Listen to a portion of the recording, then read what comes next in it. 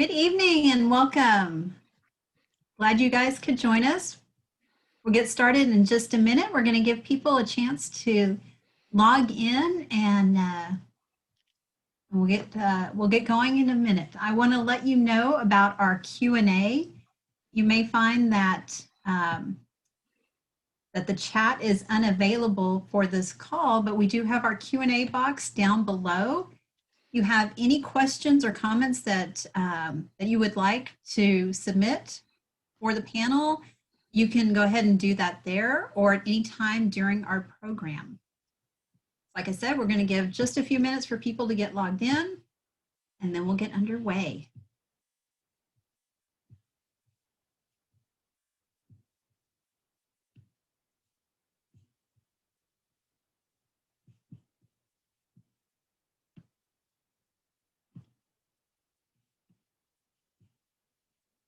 I am recording this session. We have people who are unable to make it tonight, and we want to give them a chance to view it later. As with all our other Let's Talk About It series, they will be available online on our on-demand site. So this will be recorded. All right, we're going to go ahead and get started. Thank you everyone for joining in this evening. I want to welcome you to our SU Book Club series called Let's Talk About It. This is the first book in our series of 3 called The Book of Pride, LGBTQ Heroes Who Changed the World by Mason Funk. We'll be recording it, like I mentioned earlier, and it will be made available at a later time. Throughout this conversation, or if you have any now, please feel free to submit your questions and comments in the Q&A box down below. If we're unable to get through all of them, I can share them with our panelists after the program and give them a chance to see those questions later. I'm extremely pleased to introduce to you the panelists that we have leading our discussion today. We have Jim Zales Croxford. He is joining us today. He graduated from Southwestern with a BA in history in December of 1982. He has over 35 years of consulting and project management experience in the retail, airline, and professional services industries, and he's currently the implementation program manager for regulatory affairs at Lloyd's Register in the UK. So yes, it's very late where he is, so we appreciate him joining us today. He lives in Winchester with his husband Matthew and their Patterdale Terrier Buddy. We also have joining us Van Davis.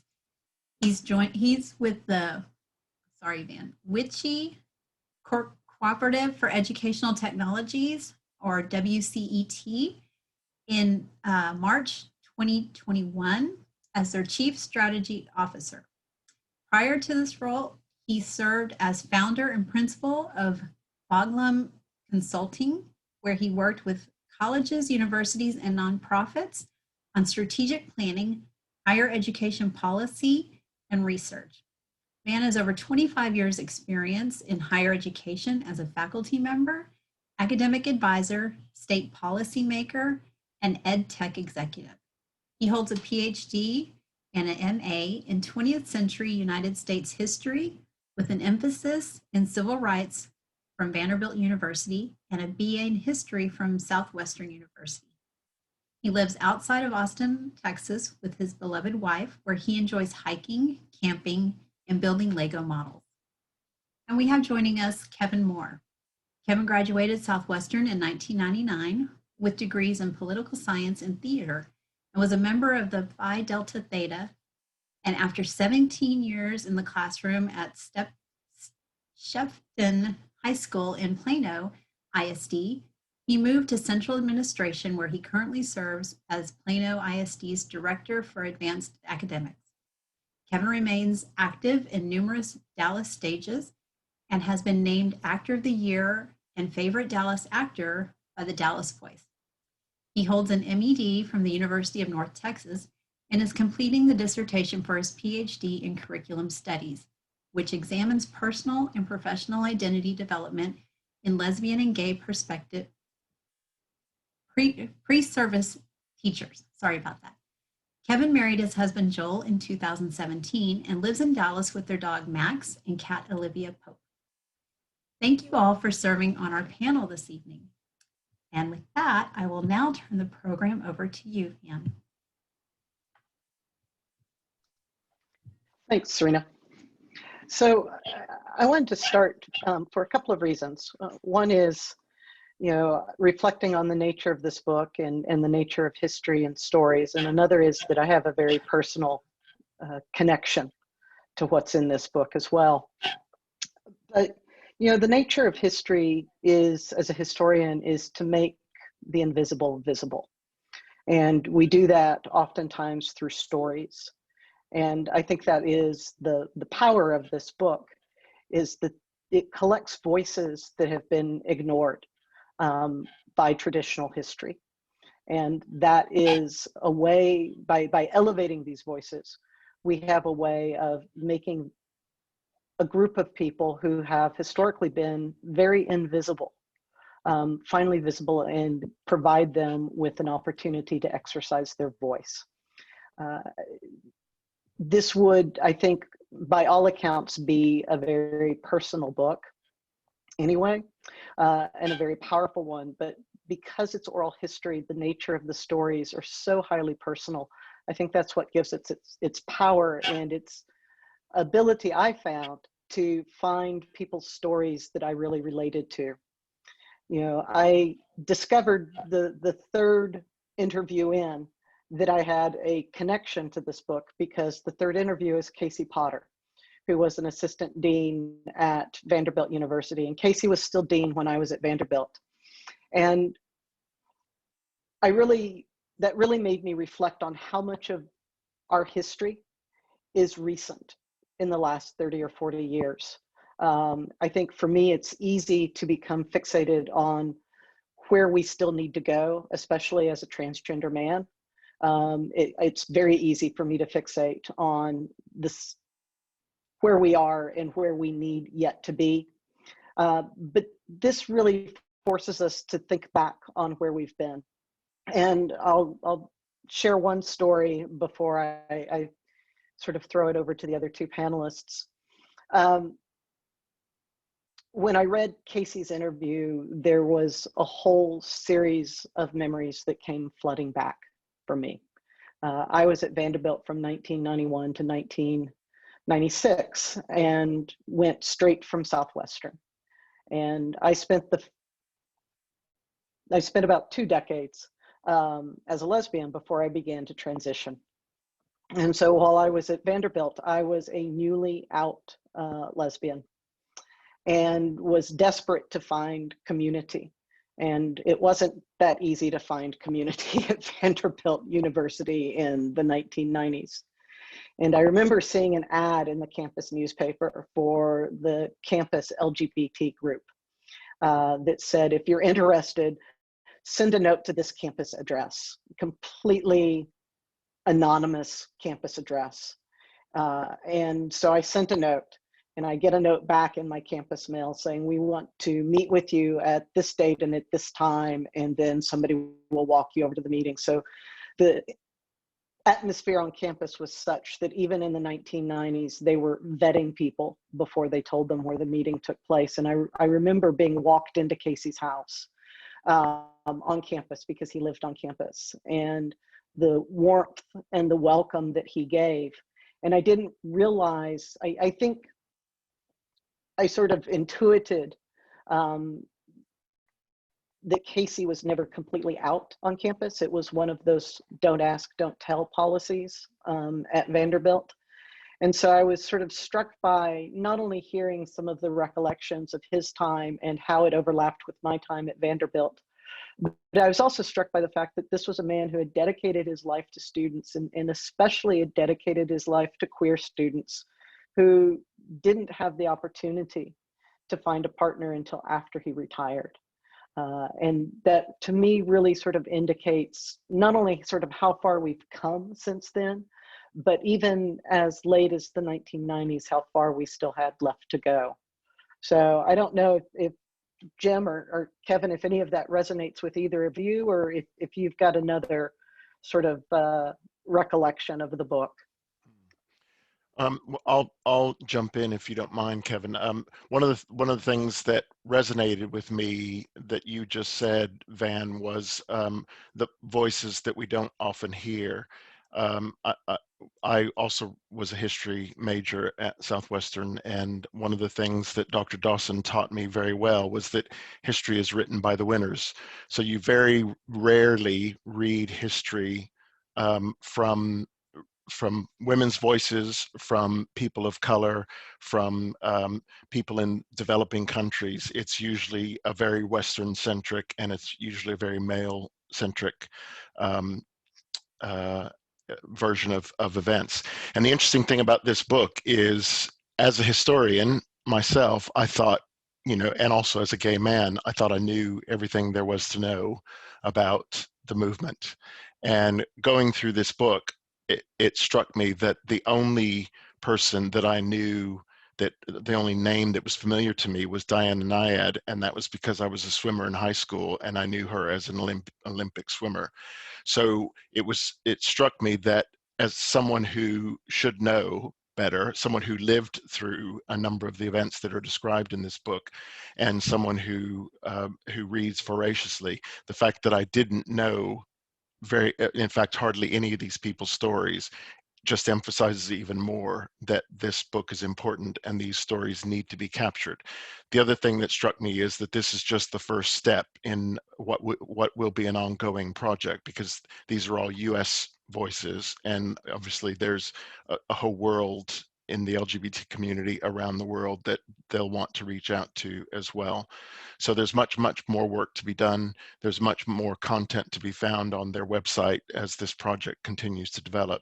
But as I said, the critical thing here, the important thing, is that we're hearing voices, we're hearing perspectives that we don't normally see on our evening news or read in our academic journals.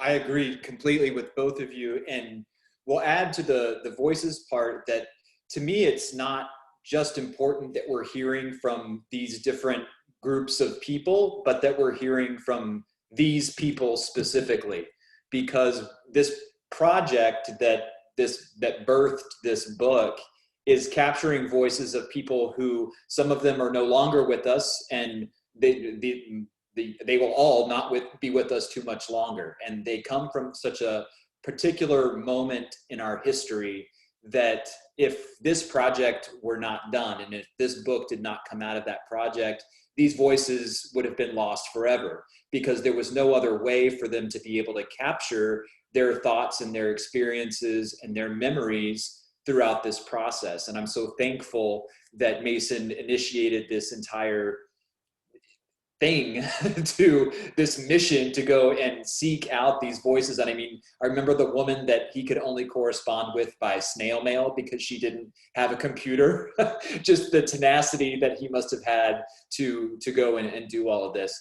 I also want to say that what I found so interesting, and what I think is so beneficial to anyone who reads this book, is that you understand that LGBTQ is not a monolithic community, and that even within each of the individual letters, there are a range of communities and a range of experiences that accompany that. And sometimes for people that are, just learning about the community, they can sometimes treat it as with any group. They can treat it as, a single set of characteristics.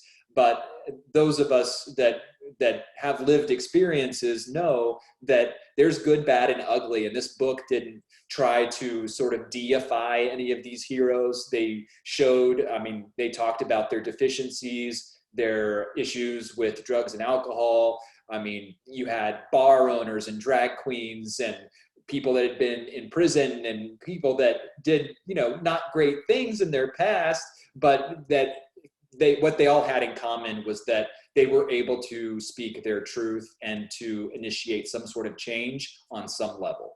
And I think that's one of the legacies that this book and this project is going to leave.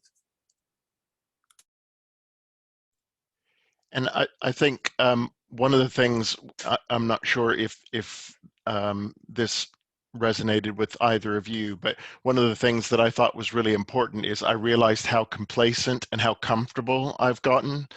And I almost feel like we as a community have lost the skills to fight and to really stand up for what is ours, and not realizing how hard people had to fight in the generation before us just to get recognition, not to mention things like being able to marry the person that you chose to marry.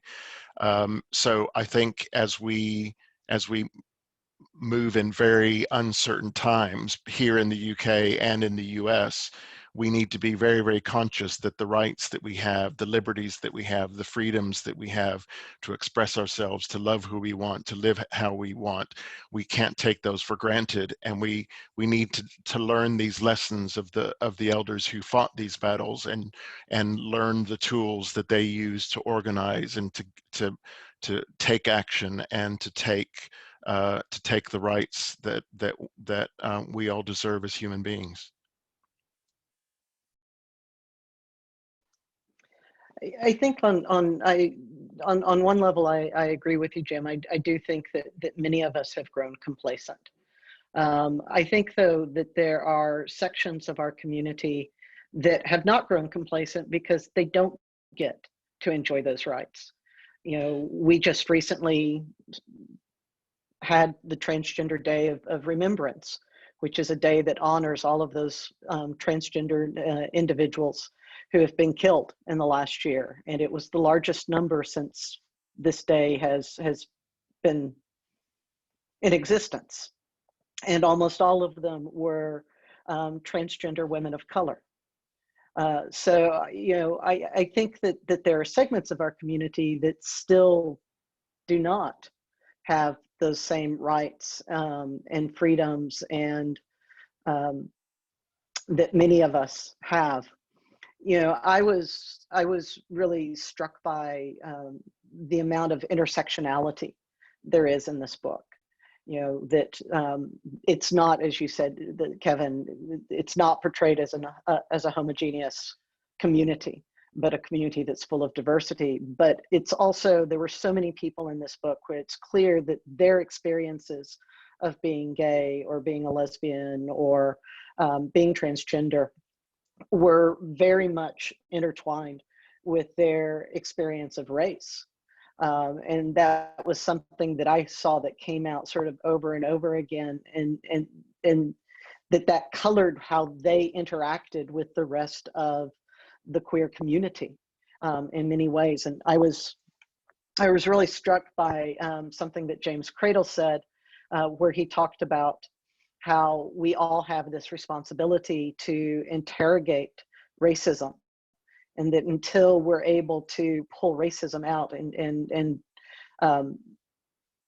heal those racial rifts, that we're never going to be able as a queer community to completely be able to move towards freedom and rights for everyone. And that was, that statement in particular to me was a very powerful one.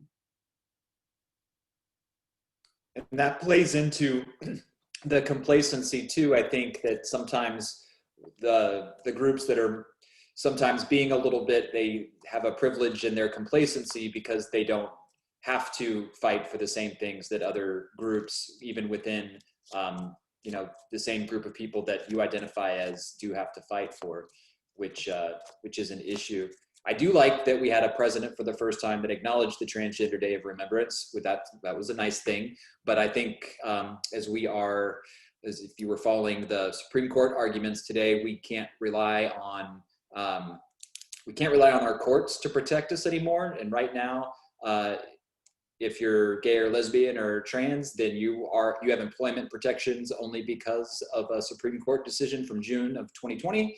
And we only have marriage equality because of a Supreme Court decision. And so until some of these things are written into law, then these rights are very tenuous, and they can be taken away just as easily as rights of, you know, trans student athletes in Texas were taken away.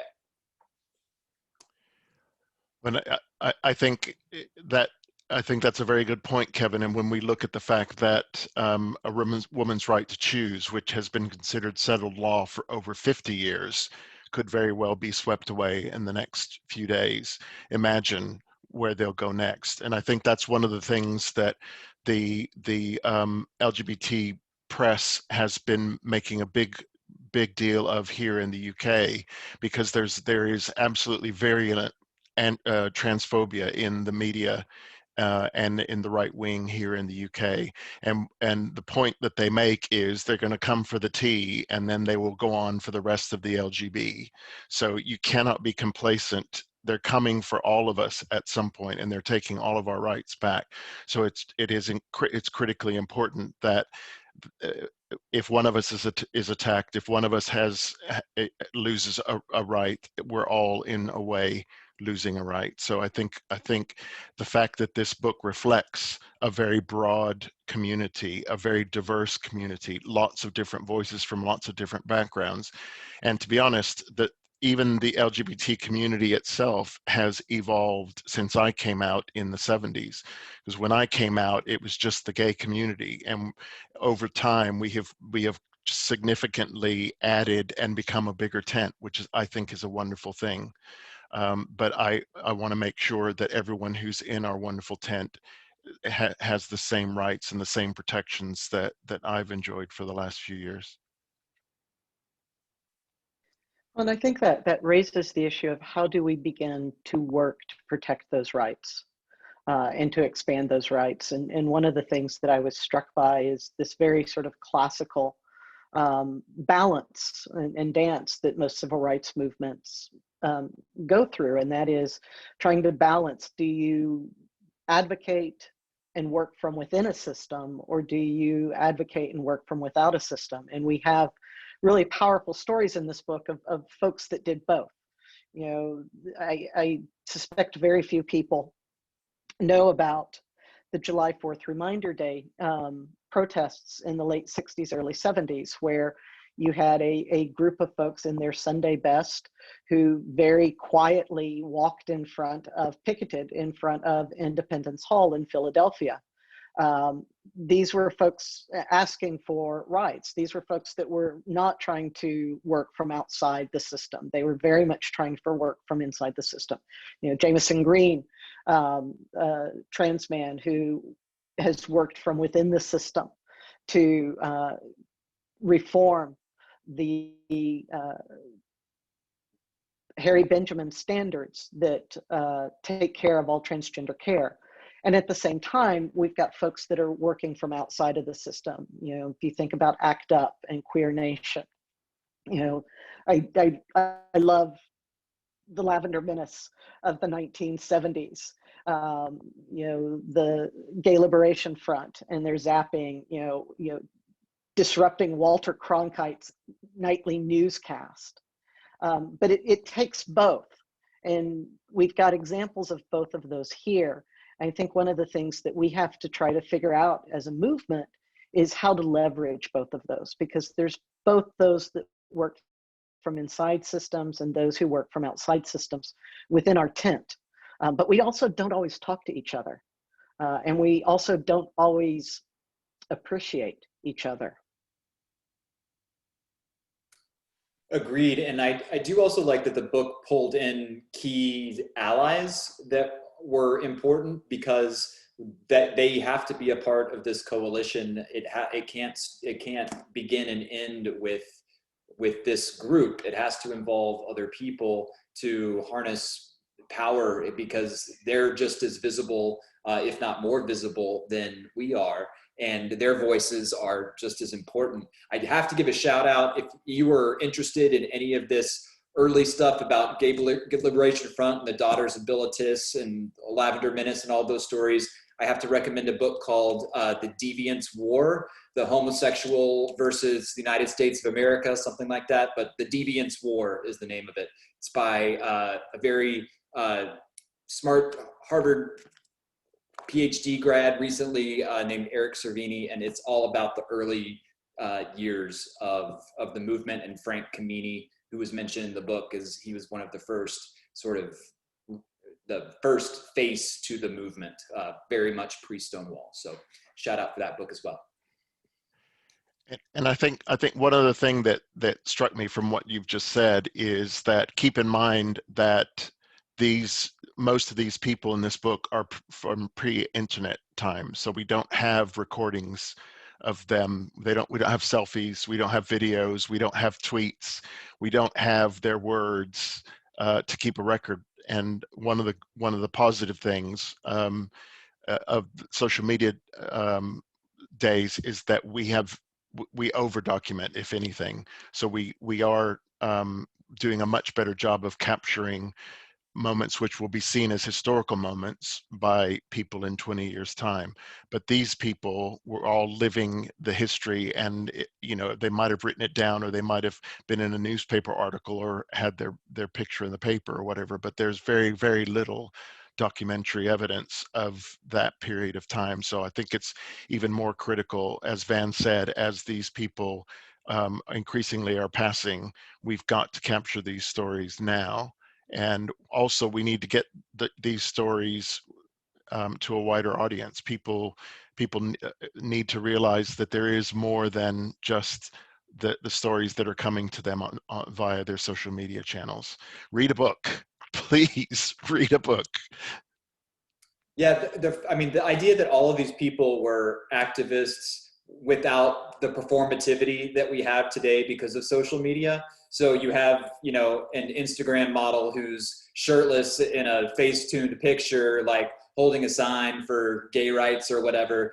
That's not really doing anything for anyone. So, it just shows the power of starting small, and the power that has in really getting a movement started. This movement has already started. So what can each individual bring to that in a meaningful way and not just a performative way? Well, and it underscores the importance of local community. So many of these activist stories, they were not national activists. They didn't see themselves as national activists. They saw themselves as local community activists. I was really struck by Donna Red Wing's work in Portland, by Marianne Diaz's work in Los Angeles. So many of these folks were community activists in trying to change things in their community. And many of them probably didn't think of themselves as activists. I think many of them, thought of themselves as just trying to find a way to live their own authentic life. And I think it's really easy sometimes for us to think, well, I can't do that. I'm not an activist. Or what I do or say really isn't that important because I don't have a national stage. When in reality, it takes those small acts, and it takes, I think, oftentimes being transparent and open and honest. And that is where the power really is in many times. And I think that's a really important lesson to take away from this book, is that you don't have to have a national stage. Who you are and what you do in your own life carries tremendous power, probably more power than we oftentimes realize, if we're being transparent about who we are and not trying to hide aspects of ourselves. Yeah, I think somebody coined the phrase "living out loud," and I think one of the things that transforms people is when they know someone from the LGBT community well, because it's difficult to hate a label when you know somebody who is a part of that label.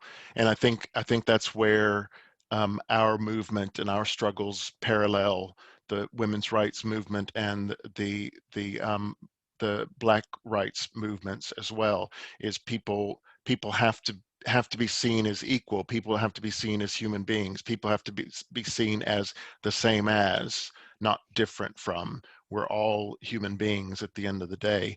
And I think that was the message that, there are hundreds of stories in this book, but that was the message that kept being repeated to me over and over again was, these are human beings and they had very different lived experiences, but each of them have contributed to the success of the life that I live today.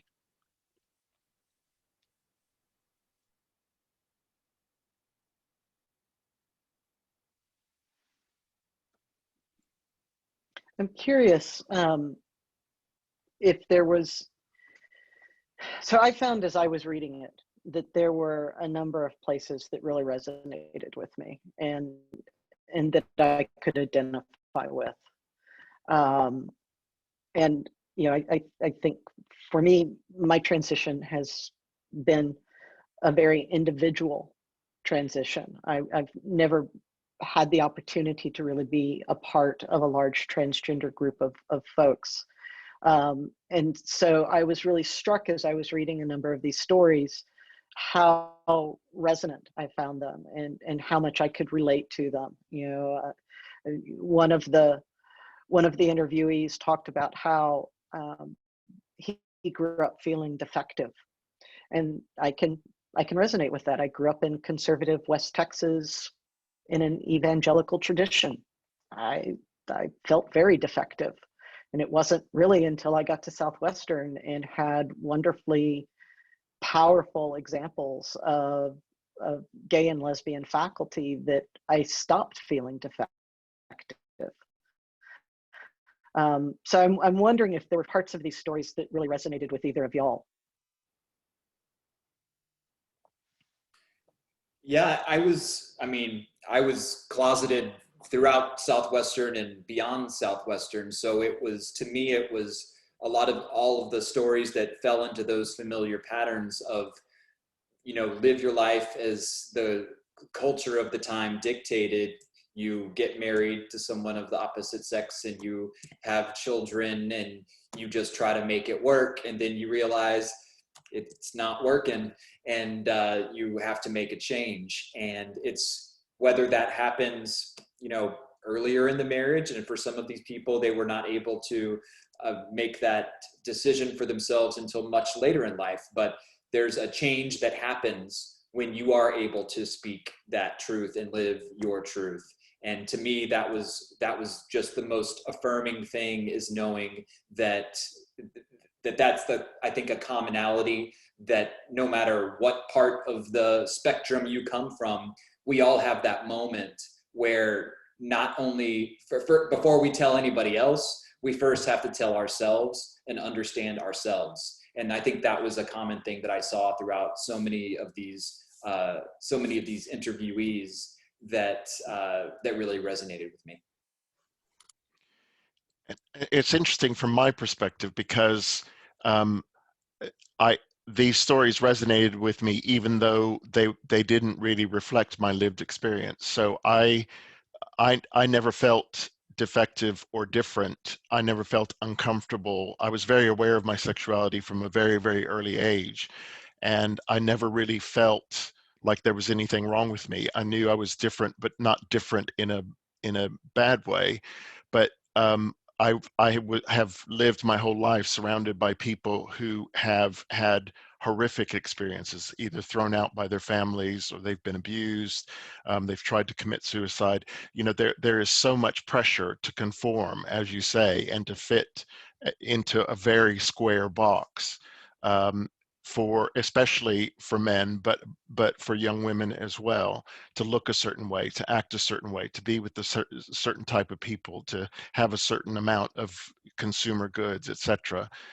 So I understand the pressure that people feel, and so although the experiences weren't similar to mine, I can understand them because so many of the people around me weren't nearly as lucky as I was. And the interesting thing for me was I was born in Bolivia. My father was Bolivian, and growing up in a Latin household where the man is, you know, it's that machismo culture. The fact that I didn't feel defective is really surprising to me because I should have. I probably should have, because I wasn't as sporty as my two brothers were. I wasn't as, you know, I wasn't as popular with the girls as my brothers were. But I just saw myself as different. I was the sensitive one, according to my grandmother, and I read books and I liked birds, and, so I was different in a way that I didn't feel othered. I wasn't made to feel like there was anything wrong with me. So I think I was very, very fortunate in that regard.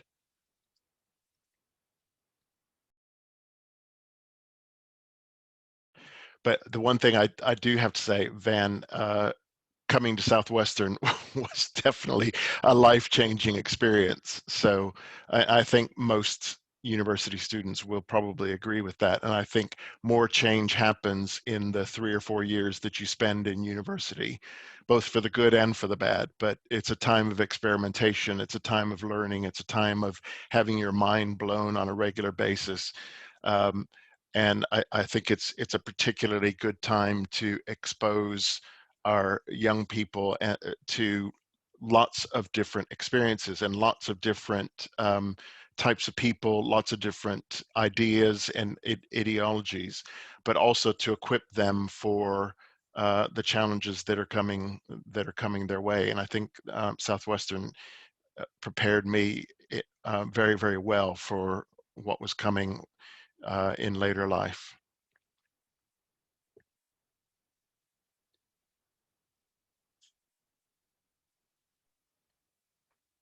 I think if you guys are comfortable, we can open it up for some questions and comments.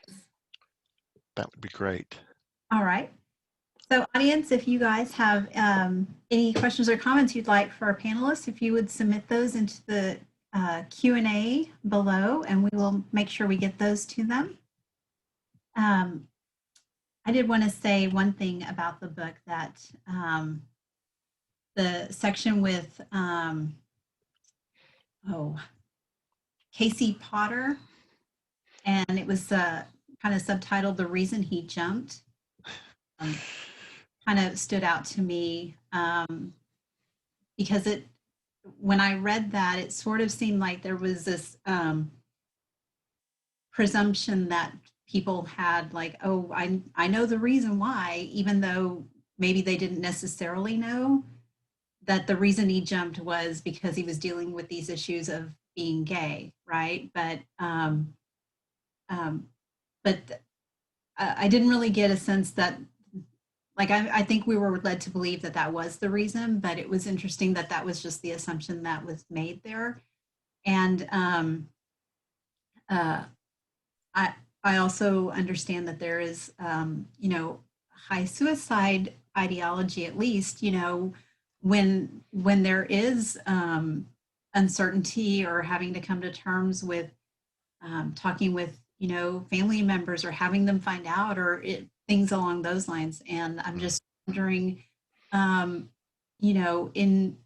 the world of coming to that point of having those conversations, with your own families or things along those lines, is that something that is that strong? I mean, I consider myself an ally, but I don't have that experience in my own family to know. So it just struck me that was Well, so evident there. Well, it's interesting you bring that up, because when I was at Southwestern, I was a sophomore advisor, and one of the freshmen on my floor committed suicide in my sophomore year, and his roommate was gay, and his roommate suspected that he was actually gay and was struggling to accept that. But he was also struggling with school and not doing as well as he thought he should be doing, because he was top of his class in high school. And the expectations are just so astronomical when you get to university level, and there's all that pressure, and you don't have the support system of your family there every day for you to sort of decant to. And then on top of that, whether you have questions of your emerging sexuality or your emerging gender identity, or all the things that young people deal with these days, it can be just unbelievably intense. And I think one of the benefits of having books like these available is that you can find stories of people who are like me. We all are unique creations, but there's somebody who's probably lived through our experience and someone who's probably had faced the challenges that we faced. And it's just great to be able to read a book and like Van says, say, hang on a minute, I knew that person, or actually I actually went through that exact same thing. So I'm not the only person who feels like this or who has had these experiences. I do think that despite how much society has changed, that we continue, that we have folks that continue to struggle with coming out, you know, and who do lose family, who do lose friends, who sometimes lose their homes, lose their livelihood. You know, I transitioned a decade ago and have been very fortunate that I have a wonderful wife who has been with me through that transition. Actually, it's been more than a decade now that I think about it. It's been about 14 or 15 years. And she's been with me the entire way. That's not always what happens. But I lost my family. Whenever I told my parents that I had transitioned, I never heard from them again. So, you know, it happens. I was fortunate that I had an extraordinary community around me and had a loving wife who stood by me. But that community, it's hard sometimes to find that community, especially when you're younger, I think. And you really, it's very easy to lose your way. But I think also we probably, and Kevin, you can chime in on this, we do have our chosen families. So we've got our birth families and then our chosen families. And I think as LGBT people, more than any other community, we do end up with a chosen family as we grow older and get out into the world. And I think I was extremely lucky because I came out. I mean, I don't ever consider that I was in, but I came out when I was 14 and I was working in a retail environment, and I went to my first gay bar when I was 16 with my brother's ID. And I went with some older people, including my manager from the store that took me out to the bar and kind of very gently eased me into that world. And it became a little family. And I've had sort of versions of that family ever since then. And it's grown and it's shrunk and it's changed continents a few times, but it's still, it's an incredible support structure. Agreed. And I do like that. I mean, online spaces are a blessing and a curse to younger people today, because it does give people that are in, you know, more remote areas, it gives them a chance to form community with people that they might not have geographic access to, and they can learn more about, you know, people like them. But it also can be a dangerous place that opens themselves up to a lot more ridicule and a lot more physical danger in addition to emotional and psychological.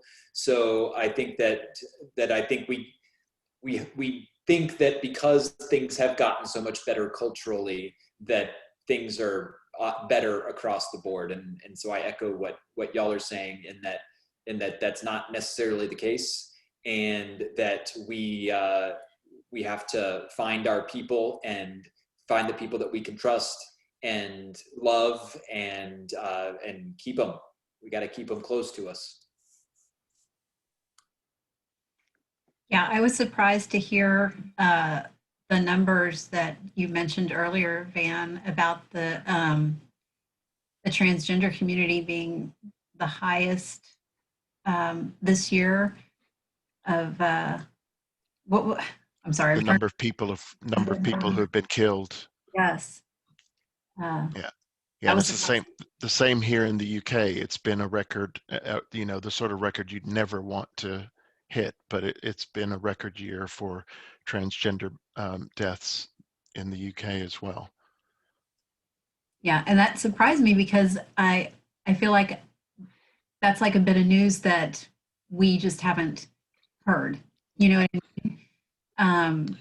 And of all the news that we do hear, you know, it just seems like it's just something they've just kept out of the news, and it's unfortunate because that's something that should be reported on, and that's something that that shouldn't be rising in numbers. Well, I think living in the UK, I've experienced a very different type of media.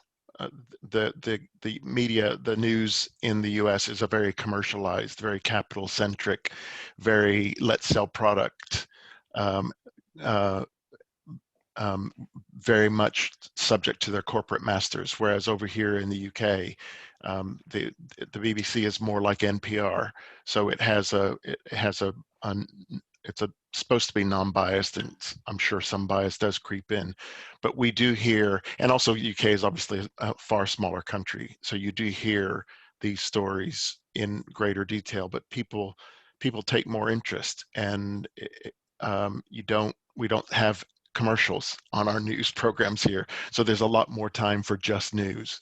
So it doesn't surprise me that you wouldn't hear these stories just on your regular news programs. Well, and I think it gets back to still how invisible portions of our community are. And how do you make them visible? You make them visible through stories. You make them visible through writing their history. You make them visible by asking questions and interrogating your own knowledge and your own beliefs. So it does speak to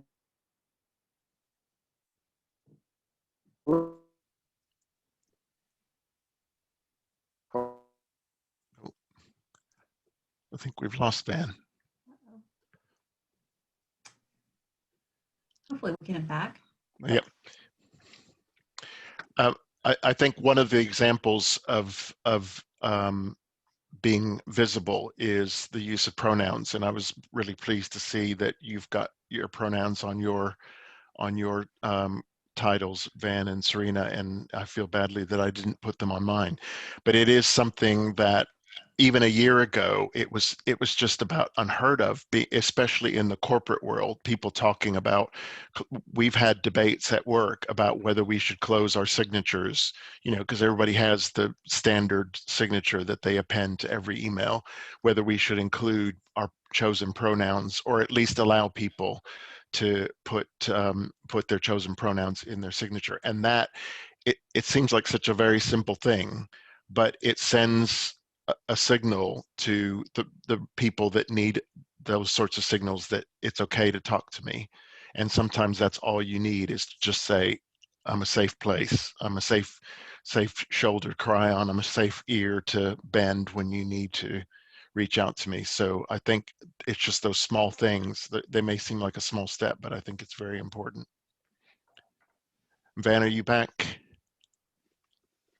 Hopefully I am. There Am you I are. back? Yes, you're back. Yeah. The joys of the internet. Yes. Well, it is a third world country, Texas, you know.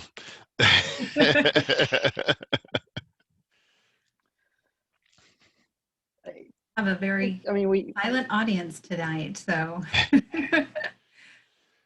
I mean, we joke about that, Jim, but I think that for some folks, it does feel that way. When you do feel alone, when you are having trouble finding those role models. And that, we talked earlier about, what does it mean to be an activist and the need to still be an activist and to still push for change because it's not universal. But I think one of the other responsibilities that we have is to lead our open, authentic lives and to be, Brene Brown talks a lot about the strength of vulnerability.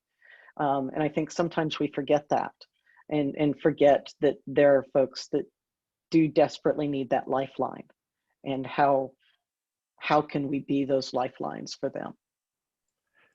Well, and you and I both know Dr. Dawson and share her as a hero, and Yeah. I think it's important for people to have heroes like Dr. Dawson in their lives at some point, because you know that just simple example of living your life out loud and not being ashamed, not being afraid, being very happy and living a very successful professional and personal life. It's a great example to set, and I think everyone needs to find their own local hero in addition to this list of heroes that's in this book. You know, I was able to come out because of Dr. Dawson and because of Kathleen Jewell. Having those examples at Southwestern is what allowed me to quit feeling like there was something fundamentally broken and wrong about me, and allowed me to become, to start that journey of being authentic. So Kevin, did you have any heroes while you were at SU, while we're talking about heroes? Jewel was definitely one of my heroes for sure. I was the queerest little straight fraternity boy you ever saw, living in my dual worlds of the Fine Arts Building and the Phi House. But just the freedom to explore, and for the most part, the acceptance that I found everywhere, no matter what was going on. I mean, my theater friends accepted, the fact that, I was hanging out with a bunch of jocks on the weekends, and my fraternity brothers appreciated the fact that I would have rehearsal with all the fabbies until the wee hours of the morning. So yeah, and then I met my first gay person that I knew of at Southwestern. I learned what a drag queen was at Southwestern. I saw my first drag show at Southwestern. So it's just one of those experiences where the adults are unafraid to open your eyes, because they know, especially a school like Southwestern, they know they're getting people from all corners, and you can't make assumptions about anyone. Even I'm sure today that professors can't make assumptions about the students that are coming into their classrooms.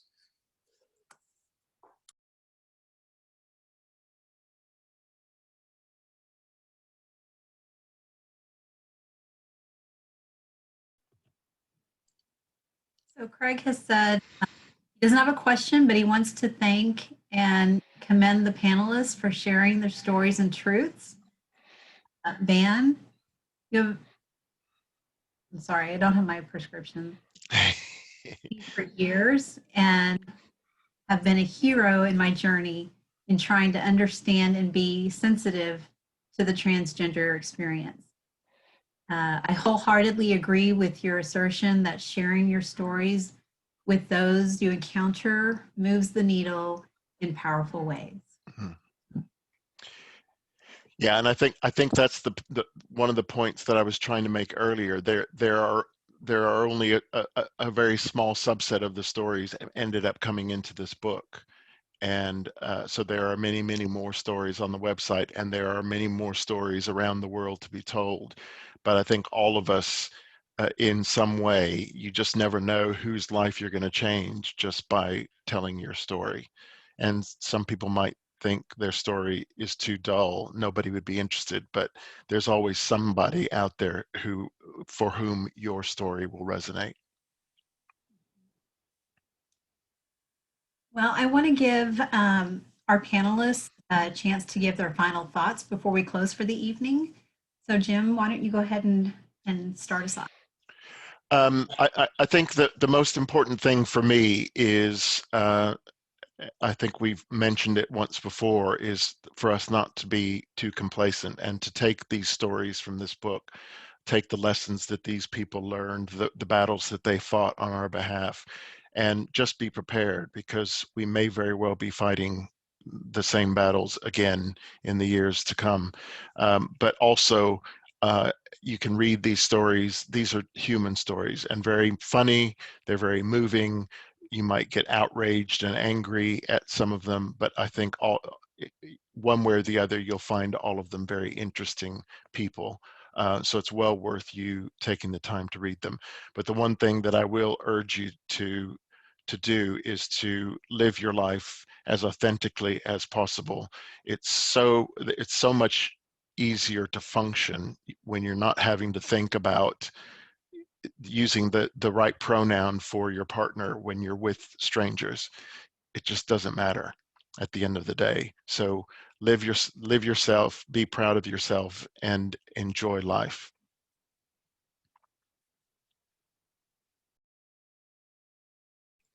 I think I'll hand over to Kevin. So the subtitle of this book is LGBTQ Heroes Who Changed the World. And I think if you would have asked any of these people in their interviews if they considered themselves a hero, I think probably all of them would have said no, that they just were living their life and doing what they thought was right. And I think that is a message that all of us can take, especially with what Jim was saying about complacency and activism. Is it doesn't take a huge act. It doesn't take a public act in a large sphere. It takes living your life and affecting change within your circle of influence and doing what you think and know to be right.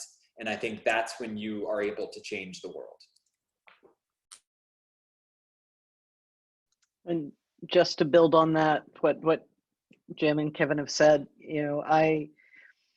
there's a couple of stories in here where it struck me that folks really began to work as bridge builders. And I love Donna Redwing's story about how when they moved to Iowa, she found one of the vocally conservative anti-marriage activists, and they started having coffee with each other, and they developed a friendship. And that to me is we are in such a polarized society right now that it's not just do we need to influence our circles, but sometimes we need to try to step out of our circles and out of our comfort zone to begin to build those bridges.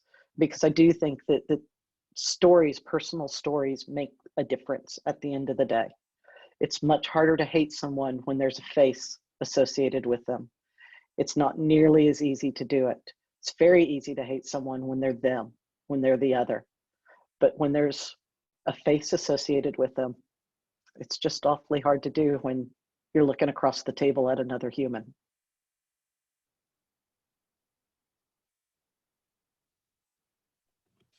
Well, I want to thank everyone for joining us tonight, and I especially want to thank our three panelists.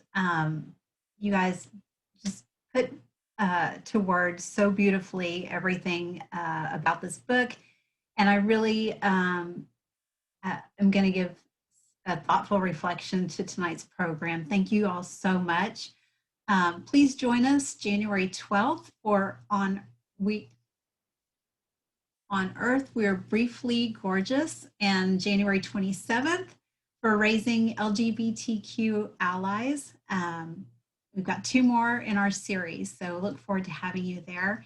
Again, thank you very much. Have a great evening.